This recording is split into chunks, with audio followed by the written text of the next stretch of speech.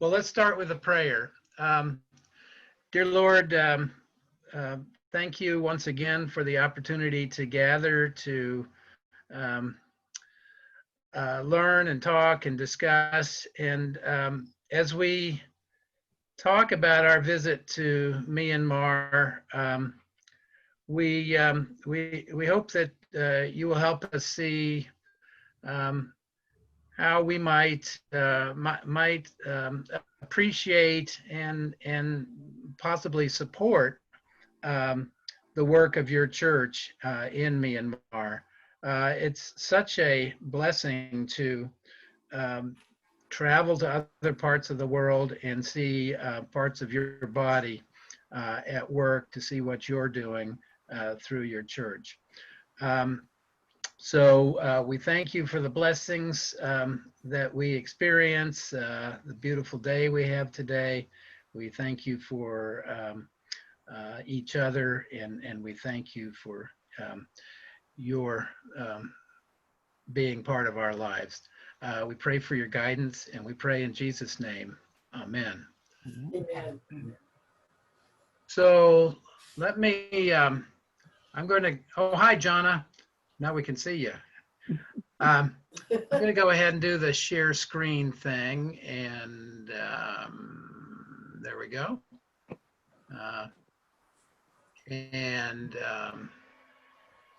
Let me just put on the computer sound. All right.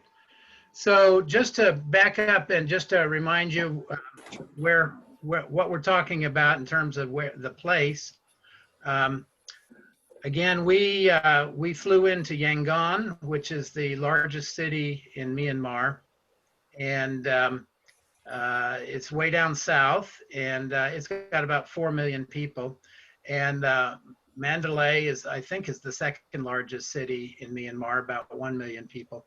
But after we'd spent a few days in Yangon, on the Sunday, we flew up to Calamio, which is right up about here, which is in the western edge of the Sagaing state and just right next to the Chin state, which you'll hear more about. So now that I've got us situated on the map, I'm going to go back to where we left off last week.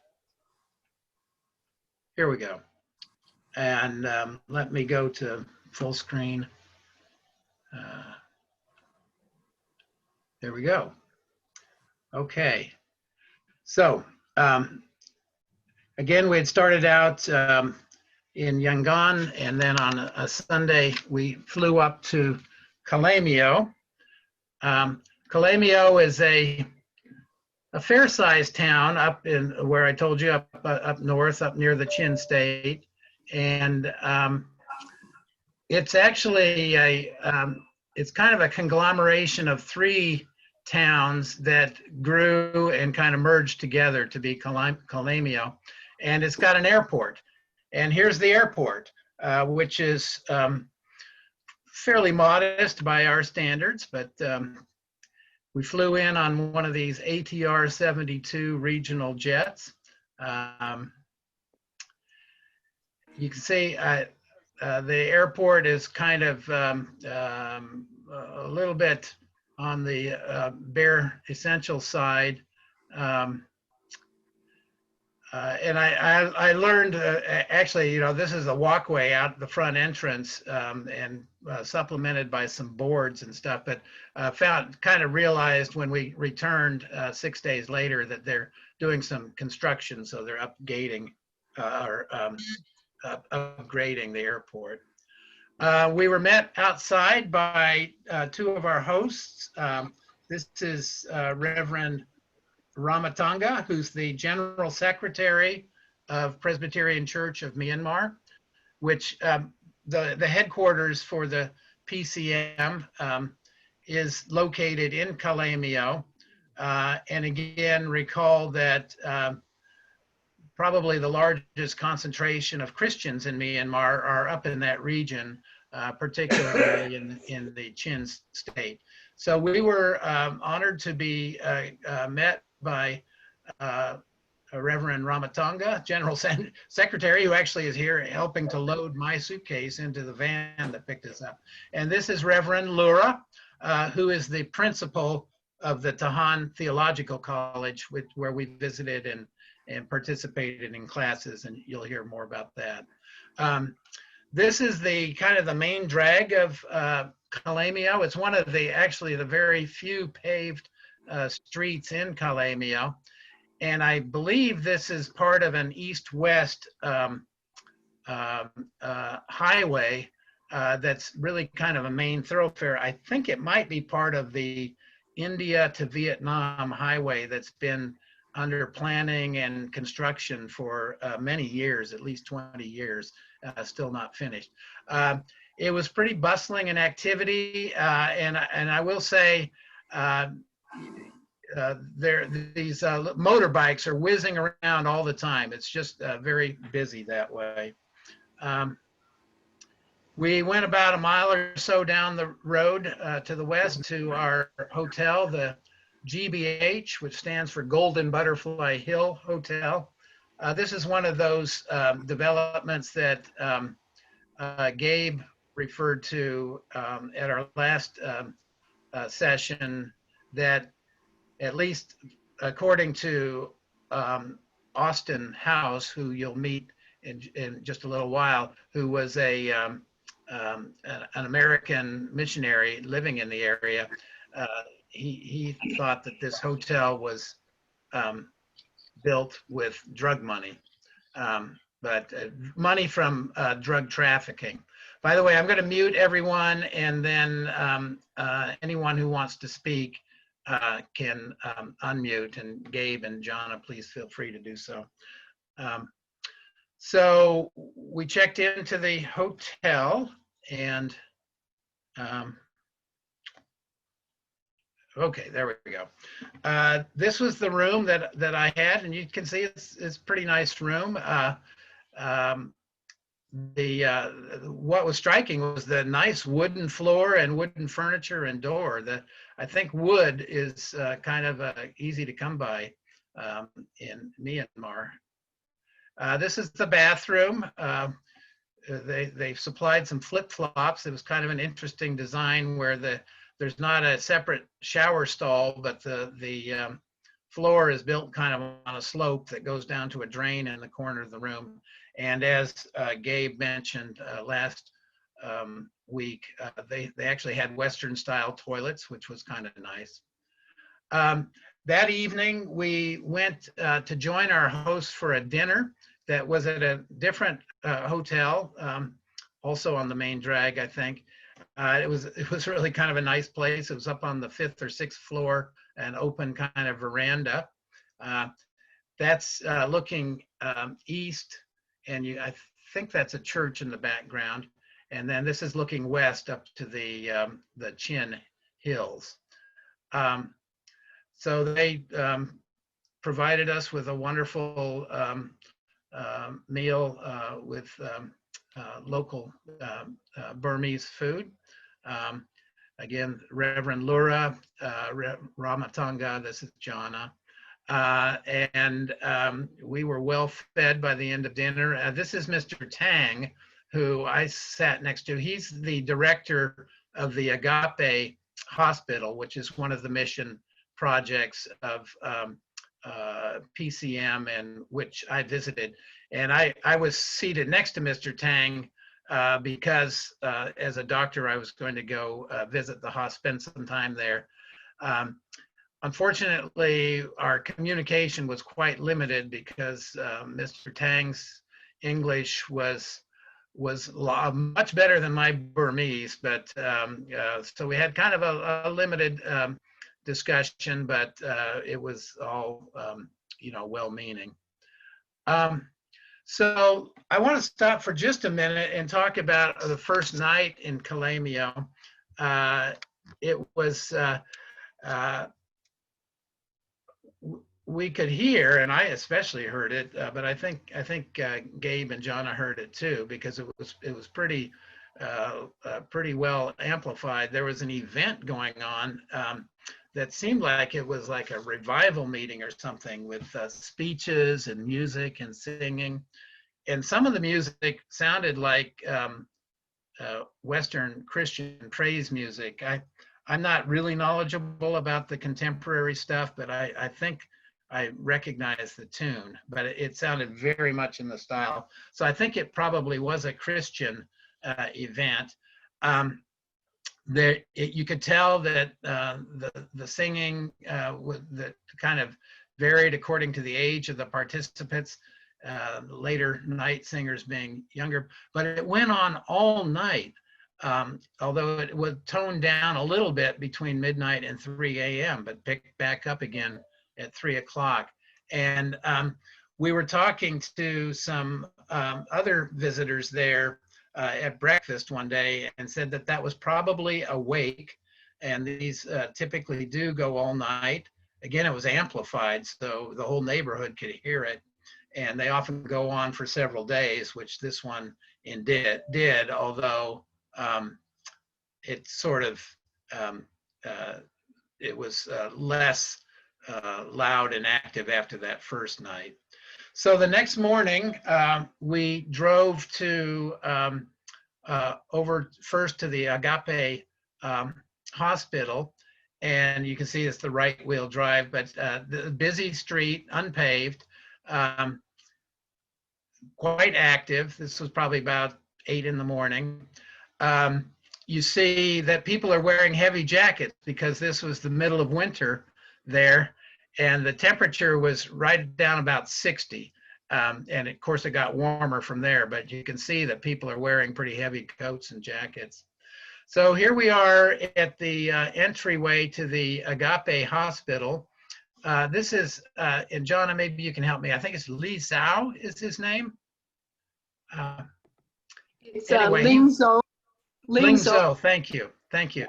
He was kind of our liaison and worked with Jonna to coordinate our whole visit. So I'm not sure who this fellow is, but there we are. And then this is the parking area at the hospital, and you can see it's almost all motorbikes. This is the office of the hospital manager, Mr. Puya.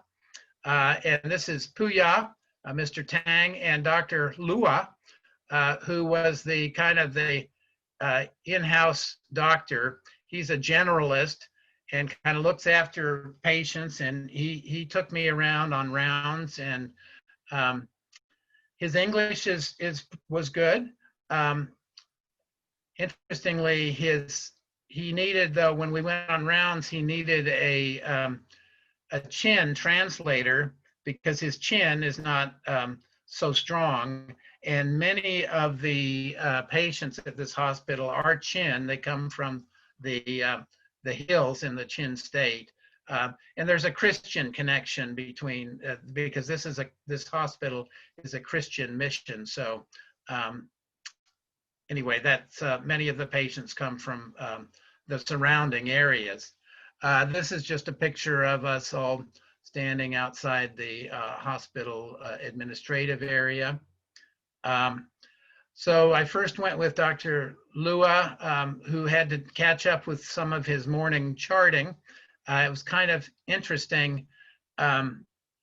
He was copying an abstract of the hospital chart into a auxiliary chart that the patient takes with him or her, and so that they can have that available for the next time they need medical care.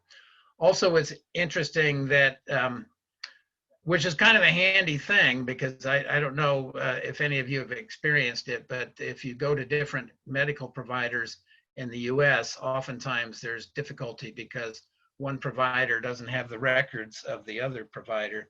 But so this seemed like actually a good system for maintaining some coordination of care. Also, interestingly, the medical records were kept in English.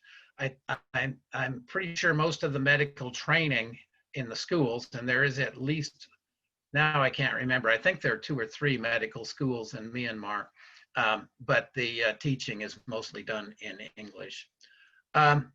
So Dr. Lua took me for a little tour of the hospital, and I'll try to be quick about this.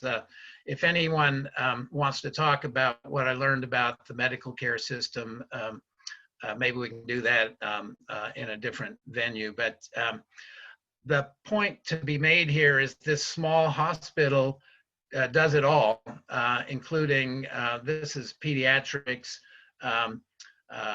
but they do obstetrics, gynecology, they do surgery, they do, and then just general medicine.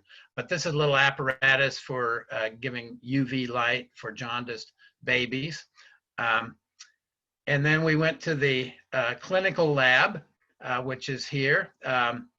And they indeed run lab tests every day, and it doesn't look quite as well equipped, I guess, as the labs that I've seen mostly, but there they are. They're doing their clinical lab work. Here's a general ward. This is as close as I came to actually showing what the inside of the ward looked like, because I guess I have internalized the HIPAA message in this country about trying to maintain confidentiality of patients. I kind of would have loved to have gone inside and take pictures, but I just didn't feel that I'm comfortable doing that. But you can see this patient here is lying in a bed and has an IV. This is undoubtedly a family member who's there with the patient. And this may be another family member visiting, I'm not sure. But anyway, that's just a peek inside one of the general wards. I think there were either 4 or 6 beds inside this ward. Yeah, it's Ward 3. And we went in, and I went with Dr. Lua, and we talked about each patient and what they were being treated for. And I will say, some of them were really quite sick. Not all of them, but some of them really had serious illness. And in fact, one of the patients we rounded on this Monday had expired by the end of the week. This is the surgical area. Again, interesting in how basic it is. This is the scrub area, and behind that curtain is the operating room.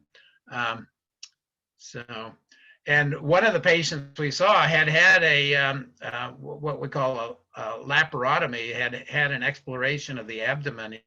He was a young fellow who'd had an injury from a motorbike up in the hills, and actually had that abdominal exploration done in this OR, and he was recovering well. I think he'd had an injury to his liver. Anyway, this corridor shows some more of the wards and private rooms from the outside. Here's a picture of one of the private rooms that was not occupied. Just an interesting little anecdote. In one of the private rooms was a Buddhist monk. Again, this hospital really is a Christian mission, but of course they provide care to anyone who requests it. I should also mention that there is revenue involved in this hospital that the patients do pay. Again, I don't want to get too much into the healthcare system there, but there's a public hospital in Calamio, which I heard about from multiple staff and providers who would tell me, oh yes, people try to avoid going to the public hospital if at all possible, because it's always crowded and under-resourced. So people prefer to come to these private hospitals like the Agape Hospital. Also, I heard from several doctors that how hard it was, and doctors and nurses, clinical people, how hard it is to work in that setting of the public hospital, because they're always overworked and underpaid. However, if you're a doctor and you want to get into a specialty training program, you pretty much have to do service in the public hospital. And Dr. Lua, who took me around, that he's right in the edge of that picture, was a generalist, and he just preferred to work at the private hospital, and thereby he would forego getting being eligible for specialty training. Anyway, about the Buddhist monk, I thought it was kind of interesting that the Buddhist monk, who was a man, looked like he was in his 50s and had a heart attack, and he was recovering. He was just treated medically for his heart attack, but he was in a private room, which I thought was kind of interesting.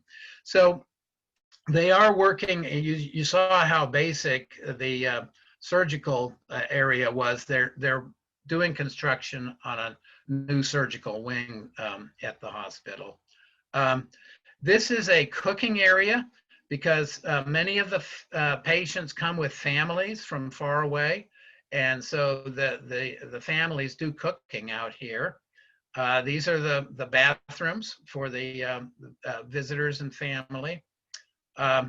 This is an auxiliary power generator.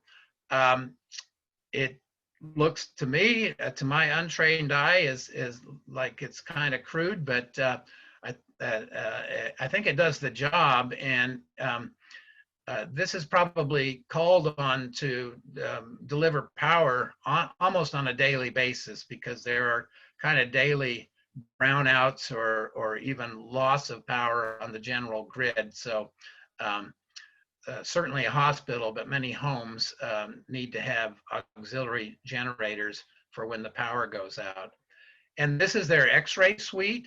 Again, pretty basic and old equipment. They use film, it's not digital, but they do take X-rays there. Just to give you a little idea, the hospital's been in business for a number of years. This is 2008, and you can see, comparing to the next photograph, that it's grown. The staff has grown.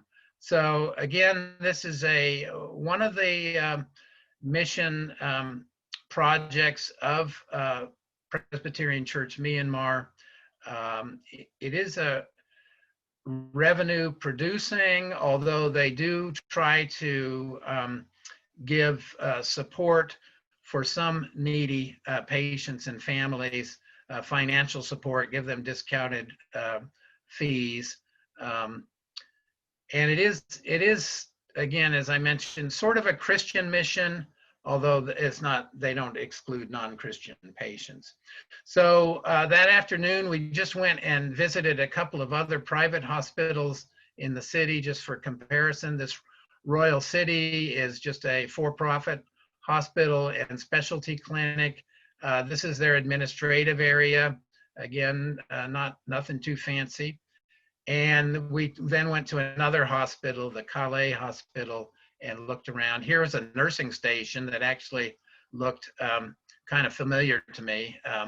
There weren't any nursing stations at the Agape Hospital.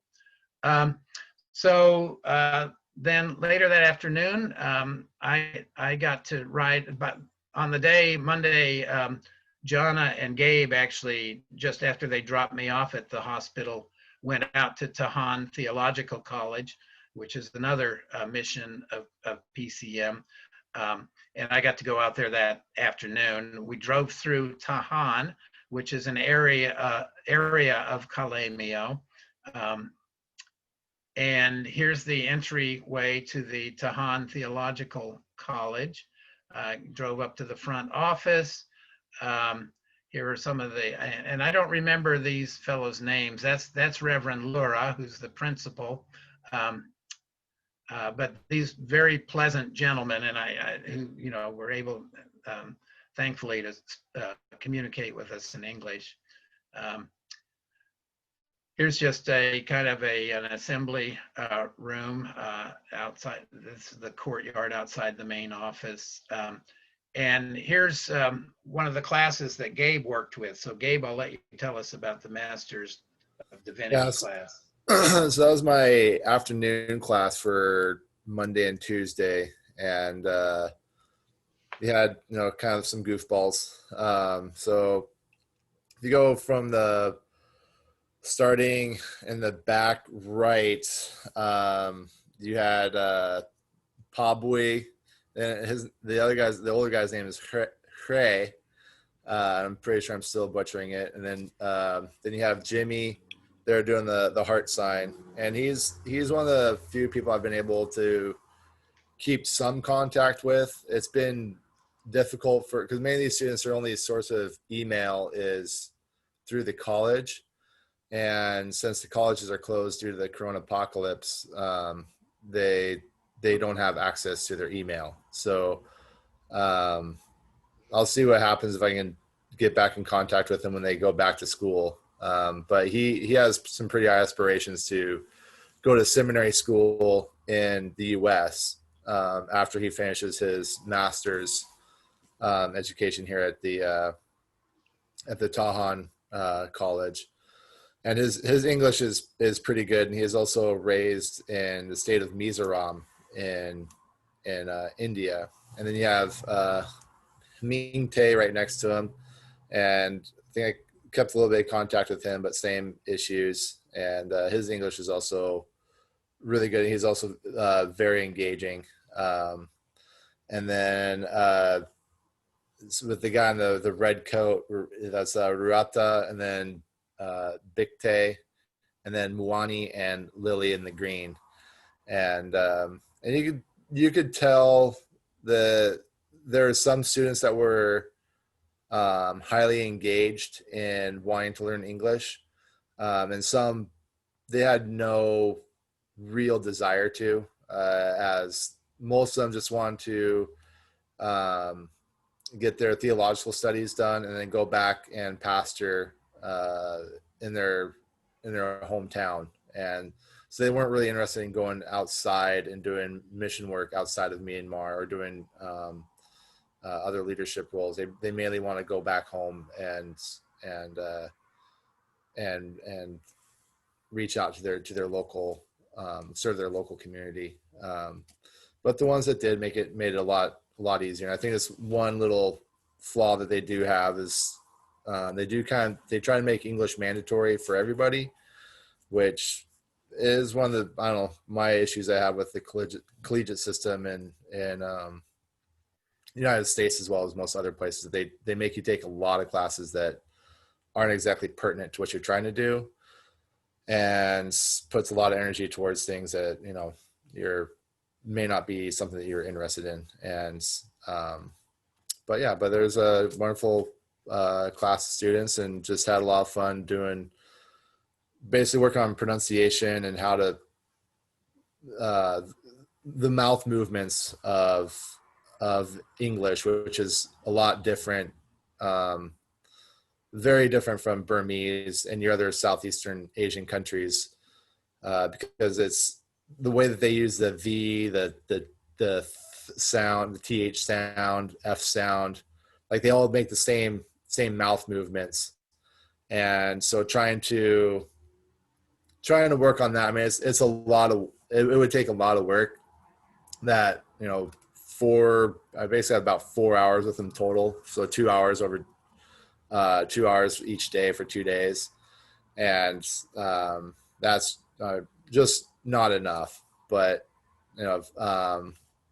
give enough time. And kind of, when I talked to Rebecca, when she is younger, she had her grandfather was from the Seattle area, and she would go to work with her grandfather to learn English, and he basically did the same things I was doing. So, which is try to over accentuate your mouth movements and talk with a really open your mouth, because they keep their mouths kind of very short, tight, rapid movements, and it's a lot. It's just different ways of muscle memory. And we had fun going back and forth, where I'd try to learn some Burmese and they'd laugh at me for butchering the pronunciation, and we'd laugh back because when they tried to practice their English, they some of them weren't very good with it. So it was a good laugh, and pretty engaging. And Jimmy, he had a lot of questions about Trump, which which was kind of fun, but kind of interesting, because it's like you have to discuss a lot of higher ideas at using English in a very simple kind of, try to keep it more close to like a second or third grade level. And that's not exactly easy to discuss politics with that kind of language. So tried to keep it succinct, but it was very, very enjoyable. And then, yeah, so I think that's, So I might interject that that certainly, if I understand correctly, and Jonna, correct me if I'm wrong, but in order to give a recognized degree, Tahan Theological College is not exactly a seminary. It has to give a kind of a general bachelor's degree. But there is a pretty strong theological component to the curriculum. English is also a very prominent subject. For They have three tracks. They have a bachelor's of English, a bachelor's of theology, which must include things other than theology for the government to recognize it, and then this master's level group. And in the ASEAN nations, so the nations of Southeast Asia, English is becoming one of the more common languages. And also one reason they teach English, though they admit sometimes in theology they have to use either Burmese or one of the Chin dialects. That's one of their issues of why they teach some in English, because do they teach in Burmese? No. Do they teach in one, but there's Mizo Chin and Hakka Chin and Falan Chin. Which Chin do they teach? So they tend to teach in English as kind of the common denominator language, which sometimes is a lower common denominator. and if I also remember correctly, in order for their degree to be recognized by the country, they have to do a second language. And so because of all the things that were just mentioned, they went with English as to be their second language of being taught. So and because English is sort of a lingua franca for the world, as well as for South Asia and Southeast Asia, it is a huge advantage to have proficiency in English, career-wise, if you want to have a professional career. Just to comment. Yeah. So this is another picture. Gabe, the students loved Gabe. And these are some of his fans. Go ahead, Gabe, if you want to tell us about this group. Yeah, so this is actually, I got a little bit misplaced chronologically. So this is actually, so the pictures that Steve was taking, that was on Monday. This is actually from Tuesday, and then we're gonna go back in time to Monday pictures. So apologies, but yeah, on Tuesday we're supposed to get together with there's like the Tahan staff invited Jonna, Steve, and I to have kind of lunch with them, but my students invited me out. They got like a special, so every day the students do like, basically they cook for themselves, and there's a center kitchen mess hall where certain groups get together, and they about like a group of 7 of them or so, they'll cook the meal, and then the group washes the dishes. And this particular day they got a special delivery of they got a pig delivered to them. I think it's already butchered and ready to go, but they cooked up a special meal, and they invited me to go eat with them. So when in Rome, decided to go eat with the students, and the food was, they did a lot of pork belly, which is one of my favorite cuts of meat. Most of us know it as bacon, but they didn't cook it like bacon. And it was very simple. They just this wonderfully, like, kind of a herbal soup with like some greens, some ginger, and then pork belly and rice. And I was peachy keen. It was a wonderful meal. And so yeah, I was just grateful to be included with them. And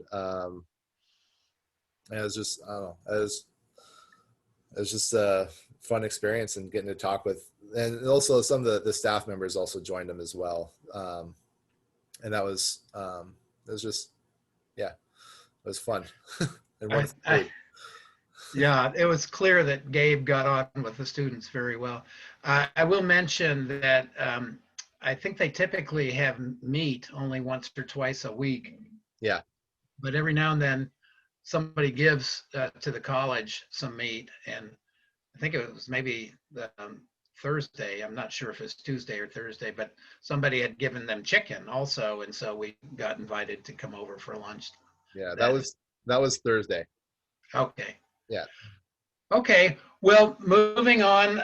This is Charles showing us. He's in charge of computer science there, and this is the computer lab. Um, he he had said, well, you know, I'd love to have a new computer, and so I actually did buy a little laptop at Staples, you know, on clearance, and brought it to him. These computers are old desktops, I think about 2000s vintage, so they're all old. And Charles really liked that laptop we gave him. There's, as I mentioned, the power is an issue, and this is their backup power, which are some big batteries. Also, Charles mentioned that in the summertime, or even in the spring and fall, the warmer seasons, it's really hard to keep that computer lab as cool as it needs to be for the computers to operate correctly. I think this was Monday evening. We had kind of a special treat. One of the students there, and I think this is her, not everybody, not all the students at Tahan Theological College are Christian. Probably a good 85–90% are, but this young lady is Buddhist, and she invited a number of us to come over to her parents' house for a kind of a Buddhist celebration. It was really a nice and a unique opportunity. So this celebration involves inviting people to come to your place to have something to eat. And people sit around these low tables, sitting on the floor that are have snacks on them. This is a very blurry picture, but this is the, I believe is the student's mother who was extending hospitality. And here she's ladling some soup into a big central dish. After our meal, we were invited, I think it was the student said, hey, let's go visit the neighborhood monastery. So we did, which was kind of interesting. This is the Buddhist monastery in the neighborhood. It was just like a few blocks away. One thing I'll point out is these loudspeakers. People, the loud PA systems seem to be part of I thought it was maybe a little incongruous with this. I always think of Buddhist monasteries as being quiet, contemplative places. But here's upstairs, and they were celebrating the same kind of holiday at the monastery. They were opening that. They were newly opening that monk house right there where we were looking, where the monks sleep. So they were celebrating the opening. Big deal. Okay. Okay, thanks.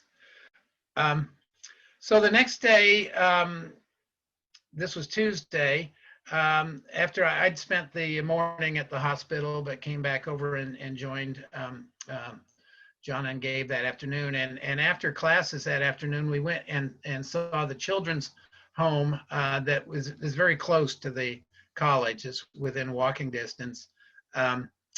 And it's another significant mission of PCM. We saw the children's home in Yangon last week, but they've got one again for children who don't have a welcoming family or a good family situation to grow up in.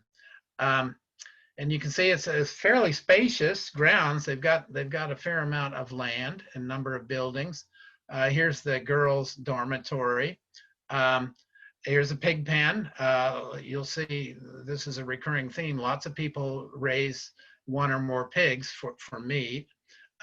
Here's the kitchen area. Here are a couple kids hanging around the kitchen. The cooking is done on a wood fire.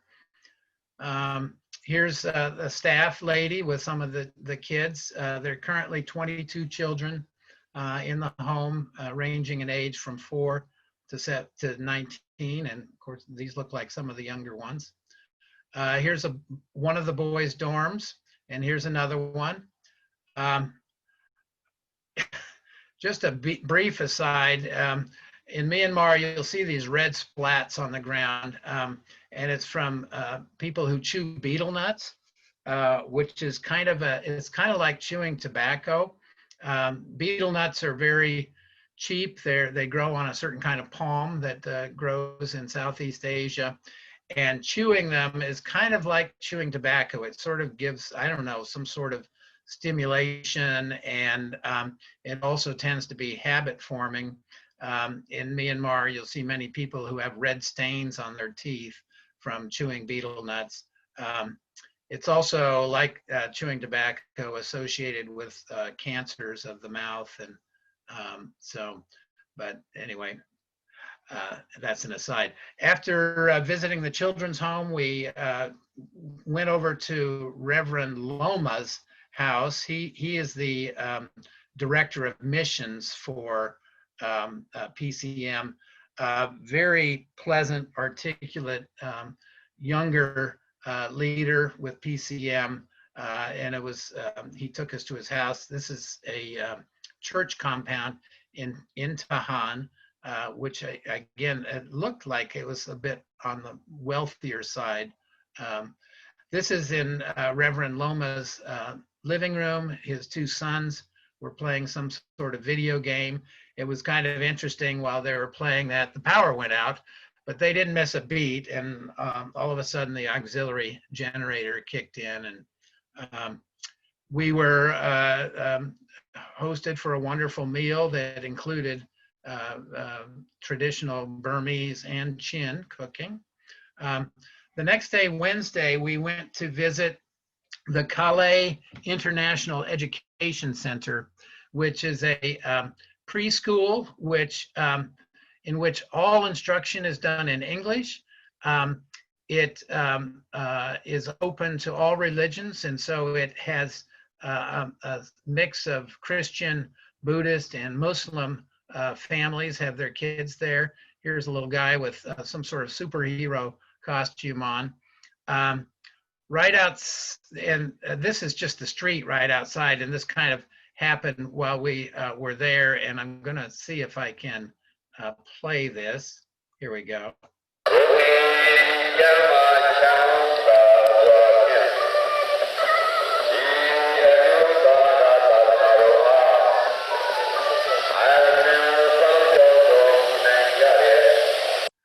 So I didn't know what that was. Whoops, there we go. I didn't know what that was, but Austin, this is Austin, whose wife, he and his wife run this international preschool. He explained he thought that was some sort of Buddhist call, and that's it. Austin House, a very interesting young man. He's been a missionary in Southeast Asia for a number of years, and was in graduate school in Chiang Mai, Thailand, which is north part of Thailand, not too far from Yangon, and met Sinte, his wife, there. I think Austin was doing some sort of theological studies. Actually, Jonna knows Austin way better than I do, because she had spent time with him at the Frontier Fellowship Conference before we came up to Calamio. Maybe, Jonna, can you fill us in on where Austin came from and what he does? And he's from Virginia originally, and at first he was working in northern Thailand, both studying and also teaching, and sometimes doing work up on the border. But then he and Sinte married, and they really wanted to go back to her home country, which is Burma. She's one of the Chin tribes, because they really feel there's a lot more need in Myanmar than in Thailand. There's need in Thailand, but there's even more in Myanmar, and fewer people working there. Though more local believers in some groups, but yeah, so they really do this as their ministry to to provide the preschool and run it as a business. And they kind of live local, like a local family. They grow their own stuff, and I think they have pigs out back. And so he's very knowledgeable about Southeast Asia. Speaks Thai better than Burmese, so he's trying to learn Burmese and Chin at the same time.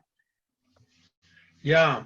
So very, again, their ministry takes the form of this international school, which welcomes students from all religions, but there again, there's a fair proportion of the population there are Christian, but they've got a mix. But all the teaching is in English, which again, an early start on English is just a big advantage for children there. Yeah, here's the pig pen. They've got a couple of acres, 2-3 acres in their compound. This is just looking out back. There's rice fields back there. We got to just kind of walk by where their instruction was taking place. This is the upstairs. Austin, he's obviously very handy because I think he kind of planned and basically oversaw the building of this school and then the family living quarters upstairs. This is just a look out their backyard. That hill back there has both a microwave tower and a Buddhist monastery on it. Austin just invited us to come over to have kind of a more relaxing day and kind of debrief and talk with us, and it was really a great experience. He barbecued some chicken for us, beer can chicken. I think you put a beer can that's full of beer that's open inside the chicken. It's already been marinated. Anyway, he barbecued for us, and then while the chicken was cooking, took us over to see his orchard, which was a mile or so away, a little bit more out in the country. This is a home of one of the relatives of the family. There's a lot of kinship and extended family relations as part of this society. These are some of the fruit trees out and back. This is a creek that tends to flood and change course. Here's a banana tree with a bunch of bananas on it. And so this is just a picture of this hamlet where their orchard is. So the next morning, Thursday morning, we had the privilege and honor to lead devotions for the school. Gabe knows these guys. He was able to provide their names, but this was every morning they have an assembly which involves a devotion. This is, and that's the chapel back there. Here's a picture of the chapel and assembly room, and this is inside. So that was really kind of fun. Then we had morning classes. I think I joined one of Jonna's classes and one of Gabe's classes that day, but any comments? I mean, these are just another picture of the students. I will say, I would guess something like 10 or 15% of the students at Tahan Theological College are women. Among the classes that I got to talk to and interact with, I think, this was a class with Gabe because the next picture shows us all posing with Gabe.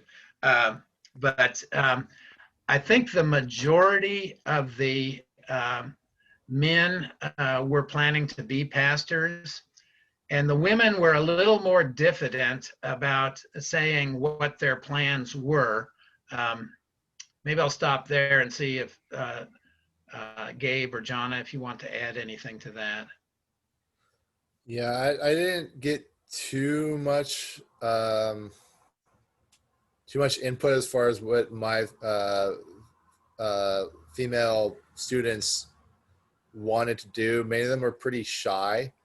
The only one that wasn't very shy was Lily in the last picture. She was pretty gregarious, but she didn't really say too much about what she wanted to do. She was just kind of more of a socialite kind of being. but yeah, many of the guys are like they were more vocal about their plans if they could articulate it in English. So there was a lot of sharing back and forth. Like they would, like in each class, like in this particular class, the student with the glasses, kind of just above my right shoulder, he was really articulate in English. And so he basically acted as a translator for this whole class. And but yeah, more the males were more vocal about their future plans, and again, most of it was they wanted to become a pastor in their local community. But there weren't too many plans where they had international aspirations, or some of them would want to go to more of the Central Valley and witness to the Buddhist population. But yeah, that's I last week the question came up, what about gender status in Myanmar? And I suggested, well, maybe Myanmar is 30 or 40 years behind the US. And as I thought about it over the week, maybe it's more like they're 80 or 100 years behind us. But I think worldwide, women are, in general, the general trend is to attain, closer to equal status with men. There is, I think, one thing I would come in on, because it is still a bit, it is a gendered culture, so I probably had a better shot at talking to women. There are several women staff who are some of the younger staff. There are several female staff, and there's female staff. When I talked to the women, several of them were already, like in my Master's of Divinity group, so some of them are already basically the Christian ed person at their church. Doesn't maybe pay much, but that's often a role that they'll take, Christian ed, or youth. In fact, a lot of the male students also were the youth director already for a small church. Great, thanks, Jonna. So we're running a little late, and I'm just going to go through this stuff quickly, but that afternoon we got a little tour with Wayne, and I forgot their last name, Wayne and Helen. Anyway, they're a couple from New Zealand, and Helen, I think, is the chair of the English department. Anyway, she's a leader in the English department at Tahan Theological College, and Wayne is he's got both a background in farming and I think financial planning, but he's the college has pretty extensive grounds, as you can see here, and Wayne is working on kind of developing the agricultural side of the use of their property. Here's some banana grove. Here's some bean plants. Here's beans drying in the sun. This is a papaya tree. I was very impressed that these huge papayas are growing on this rather small tree. They've got an aquaculture operation going, and of course, pigs. This is a boys' dorm. This is the dining hall.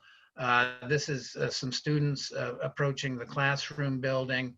Again, this is another class, afternoon class. Like I said, Gabe had lots of fans there. I should mention, so that if you do, let's see if I can get it on the screen right. This kind of thing here is kind of like saying, like, I love you or I love it, showing your signs of approval. And like with, it's kind of like if your mom ever taught you this one where it's like, I love and then you kind of thing. I don't know if that's something my mom taught me. So it's kind of similar to this that we're all doing here in this picture. So that's a little cultural lesson, I guess. So Gabe really had a chance to connect, I think, in a personal way.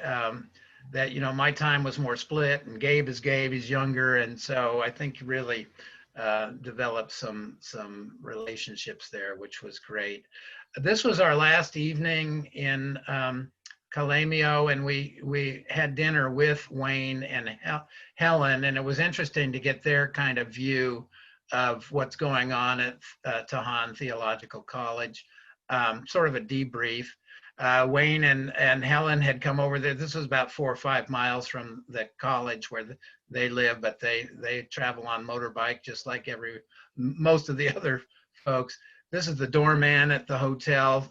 Gabe said, "You got to get a picture of this guy because he was a character."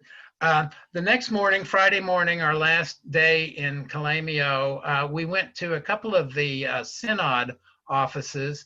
The synods in PCM are divided up according to language and people groups rather than geographically. This is the Chin office. They had a statistics board. I think this is the church, Yangon, Agape Church in Yangon, I believe is the one we visited. And it looks like they have 74 members, and yet they're bigger than that. Are they? Yeah. Okay. Speaking. Were they about 200? Yeah. That's kind of what I thought. So scratch that. Anyway, still not a huge church, but they support that children's home. We also went to the Pi Synod office. Here's the Pi Presbyterian Church, a pretty large church. They also had their stats showing. Then we just went over for a final visit at the PCM headquarters office. Here's the mission board office. Here's a gentleman who's a volunteer who looks after their finances and publishes their periodical. Here's Reverend Ramatanga just showing us a banner of a map of the Chin State. We were given some little mementos of our visit there. This was our last chat with the PCM with Reverend Laura and Ramatanga. And then we went back to the hotel for lunch and to catch our early afternoon flight back to Yangon. This is just a initial security check-in, just to make sure that we're on the manifest for the flight going out. They only have like 3 or 4 flights a day coming in and out of the airport. This was a temperature check. This was not there when we arrived the previous Sunday, but the COVID epidemic was starting to, develop. And by the time we came back on Friday, we had to have a temperature check before we were allowed to board the plane. Again, the same kind of under repair entrance. Here's the baggage check. And then finally, immigration control. And then finally, we get into the waiting area for the plane, the same regional transport. We flew back to Yangon Airport. From Yangon, we left, we sort of parted ways. Jonna had a different flight back, but Gabe and I flew during the night back to Hong Kong, had another long layover in the Hong Kong airport. Here's an advertisement from the Hong Kong airport about the Hong Kong Disneyland, and that's the end. So I'm going to stop the share and open it up for any questions, conversation. And I think, let me just offer a couple of brief remarks.